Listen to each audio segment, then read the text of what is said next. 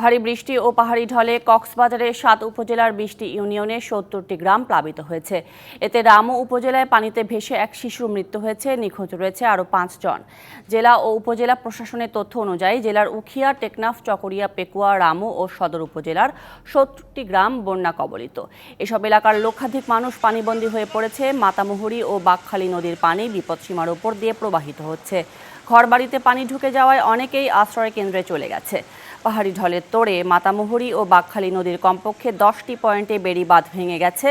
মাতামুহুরী নদীর দুপারের ৫টি ইউনিয়নে পাহাড়ি ঢলের পানি ঢুকে কয়েক হাজার বাড়িঘর প্লাবিত হয়েছে। বৈরী আবহাওয়ায় সমুদ্র উত্তাল, তাই জেলেরাও কর্মহীন। কক্সবাজারে আরও ২ দিন অতি ভারী বৃষ্টির পূর্বাভাস দিয়েছে আবহাওয়া অফিস।